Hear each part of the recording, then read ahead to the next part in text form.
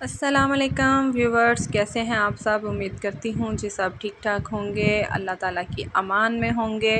تو آج ہمارے باورچی کوئسٹ میں بن رہا ہے ایک ڈیفرنٹ سا کھانا، جو کہ بظاہر تو کسی بیماری کی صورت میں ہی بنتا ہے۔ تو بس میرے ہسبینڈ کی بھی طبیعت کچھ ٹھیک نہیں تھی، تو بس ان کے لیے ہی میں یہ پہلی دفعہ ٹرائی کر رہی ہوں لائف میں۔ پہلی دفعہ تو میں نے اس کو ہاتھ لگایا تھا۔ یہ گوشت ہے جی کبوتر کا، تو یہ پہلی دفعہ ہی میں نے پکڑا ہاتھ میں، کبھی میں نے اس کو ٹچ نہیں کیا، کبھی میں نے دیکھا بھی نہیں تھا۔ تو اس کو میں نے دھو کے فریز کر دیا تھا۔ تو ابھی میں نے اس کو نکالا ہے۔ ایک ہی کبوتر بناؤں گی کیونکہ یہ 2 کبوتر ہیں، تو میں ایک بناؤں گی ابھی فی الحال کے لیے نا، دوسرا انشاءاللہ پھر کبھی کسی دن بنا کے ان کو دوں گی۔ تو ابھی یہ دیکھیں جی، چھوٹی سی گردن ہے، چھوٹا سا ہی سینہ ہے، لیگ پیس بھی دیکھیں آپ بالکل چھوٹے چھوٹے سے ہیں۔ تو سب سے پہلے جی ہم نے اس کے چھوٹے چھوٹے میں نے پیس کر لیے، پہلے ہی چھوٹا تھا لیکن اس کے مزید چھوٹے چھوٹے پیس کر لیے، کیونکہ یہ بہت ٹائم لیتا ہے گلنے میں، اتنی جلدی یہ گلتا نہیں ہے۔ تو اس طرح سے آپ اس کے چھوٹے چھوٹے پیس کر لیں، کیونکہ اس کا سوپ چاہیے ہوتا ہے، لیکن میں نے اس کو سوپ تو خیر نہیں بنانا، میں نے اس کو ان کو بھون کے کڑاہی کی شکل میں ہی دینا ہے ان کو۔ تو بس ہی میں نے ابھی یہ کوکر میں ڈال دیا، اب اس کے اندر میں ڈال دوں گی۔ ابھی جی میں اس کے اندر پیاز لہسن یہ ڈالوں گی، اور میں بار بار اس کو پکڑ کے دیکھ رہی تھی کہ اس کی چھوٹی چھوٹی سی ہڈیاں، بالکل ایسے باریک باریک سی ہڈیاں اس کی، تو بڑا عجیب سا لگ رہا تھا مجھے، بالکل چھوٹا سا لیگ پیس تھا اس کا۔ تو میں نے بس اس کو پھر کوکر میں ڈال کے لہسن اور پیاز دونوں چیزیں ڈال دی، تھوڑی سی میں نے ہلدی ڈال دی اور نمک ڈال دیا۔ اب اس میں پانی ڈال کے میں اس کو پکنے کے لیے رکھ دوں گی، کیونکہ یہ ٹائم کافی لیتا ہے گلنے میں۔ تو بس میں نے اس کے اندر پانی ایڈ کیا اور اس کو میں نے پکنے کے لیے رکھ دیا۔ اور پھر میں نے ایک کڑاہی لے کے اس کے اندر میں نے تھوڑا سا آئل ایڈ کیا، پیاز ڈال کے ان کو براؤن کرنا ہے پیازوں کو۔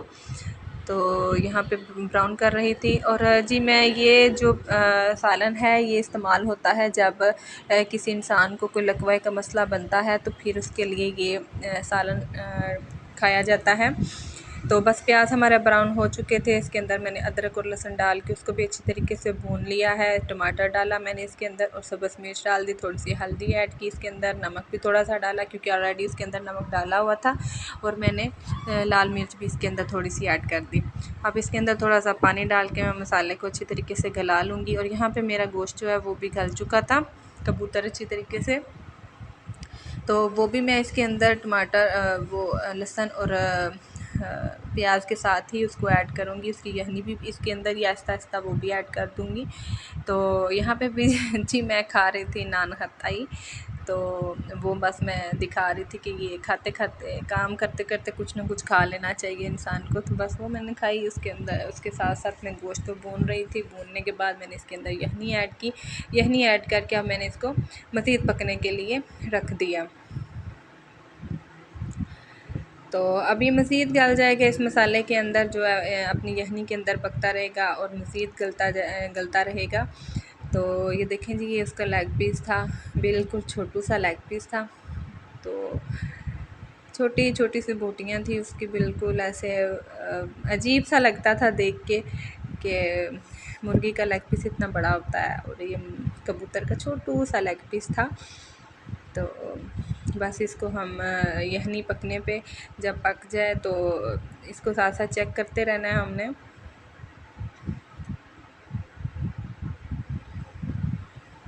تو اللہ تعالیٰ سے دعا ہے کہ اللہ تعالیٰ ہر بیمار کو صحت و تندرستی عطا فرمائے، جو کوئی بیمار ہے تو سب کو صحت تندرستی عطا فرمائے۔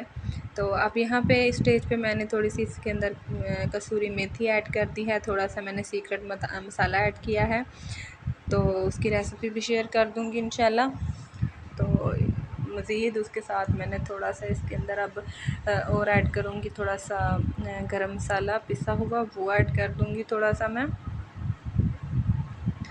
تو وہ ایڈ کرنے کے بعد اب اس کو ہم بھونیں گے اچھی طریقے سے، تاکہ آئل جو ہے وہ علیحدہ ہو جائے۔ تو آئل علیحدہ ہونے تک ہم اس کو اچھی طریقے سے بھون لیں گے۔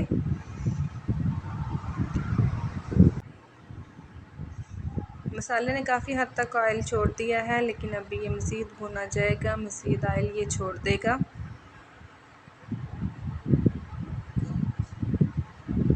तो ये सालन आप चाहें तो इसको पतला शोरबा करके भी इस्तेमाल कर सकते हैं, लेकिन मैंने उनको पहले तो ये कढ़ाई की सूरत में ही दिया था, तो क्योंकि वो भी पहली दफ़ा लाइफ में ट्राई कर रहे थे, तो इसलिए उनको मैंने इसी तरह बना के दिया। जो नेक्स्ट बाद में मैंने इंशाल्लाह बनाऊंगी, या इसी को जब अगर उनको अच्छा लगा, ये मतलब कोई किसी किस्म का उनको खाने में मसला नहीं हुआ, तो इंशाल्लाह फिर इसी के अंदर मैं थोड़ा सा पानी ऐड करके उनको पतला भी कर दूँगी। आप चाहें तो आप इसको पतला भी कर सकते हैं, शोरबे की सूरत में ले सकते हैं। तो ये लोग वैसे शौक़ से भी खाते हैं, लेकिन हमने तो है एज़ अ मजबूरी, मतलब बीमारी की सूरत में मंगवाया और इसको बनाया। तो इससे काफ़ी फ़र्क पड़ता है इंसान को। तो अल्लाह पाक किसी को भी कोई इस किस्म का मसला नहीं हो, और अगर हो तो ज़रूर इसको बना के ट्राई कीजिएगा। इसको इसके अलावा भी ट्राई कीजिएगा। जिनको पट्ठों का मसला है, जिनको पट्ठे ठंडे हो जाते हैं, मतलब जिसको खिंचाव रहता है पट्ठों में, तो यह ठंड लगी होती है जिसको बहुत ज़्यादा, तो उसके लिए भी ये बहुत अच्छी डिश होती है। तो बनाएं और ज़रूर ट्राई करें। अपनी दुआओं में याद रखिएगा। तब तक के लिए अल्लाह हाफ़िज़। मिलते हैं तब तक एक नई सी रेसिपी के साथ, इंशाल्लाह ज़रूर मिलेंगे। तब तक के लिए अल्लाह हाफ़िज़।